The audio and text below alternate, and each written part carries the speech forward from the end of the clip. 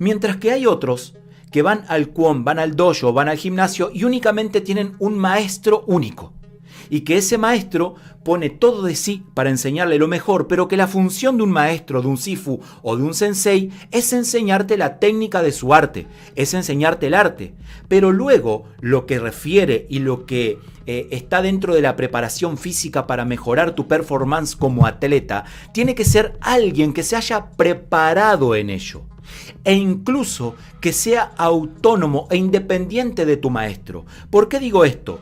Porque cuando en una escuela, un dojo, existe un maestro principal y que luego tiene algunos cinturones negros que fueron formados por él y que son los que se encargan de la elongación, de la preparación física o de otros menesteres, pero que no están formados en esto, pero que además siguen el lineamiento de este maestro sensei o sifu como si fuera cuasi que un dios, como pasa muchas veces en las escuelas de artes marciales tradicionales, no va a poder nunca ponerse enfrente a este maestro y decirle lo que estás haciendo o lo que querés hacer, no podemos hacerlo porque perjudica la performance deportiva de este alumno.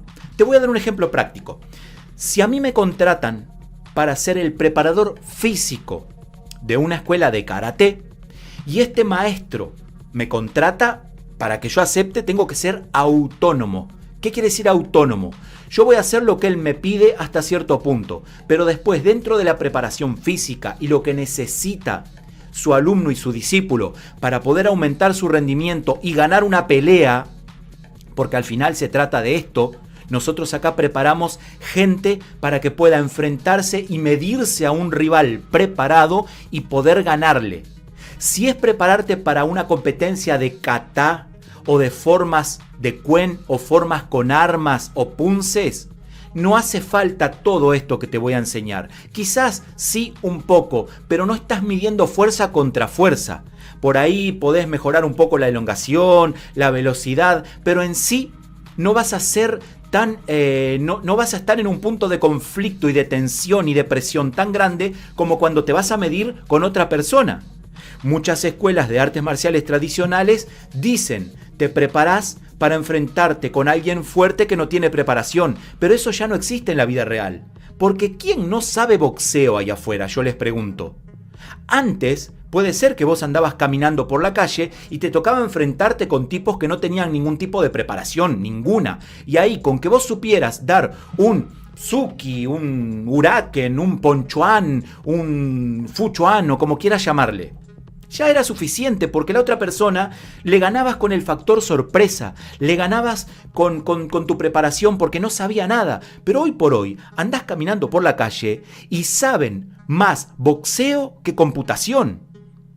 En cualquier país del mundo el boxeo es un entrenamiento que forma parte de muchas instituciones deportivas y generalmente es gratuito.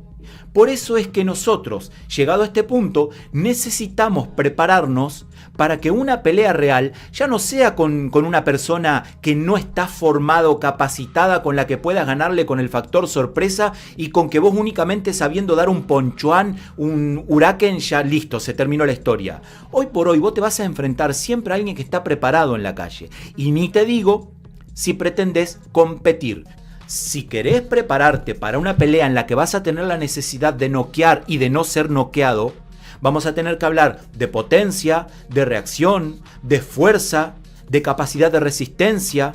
Bien, por eso es que si estás buscando o pretendés llevar al límite tus capacidades, estos cursos van a ser de mucha utilidad.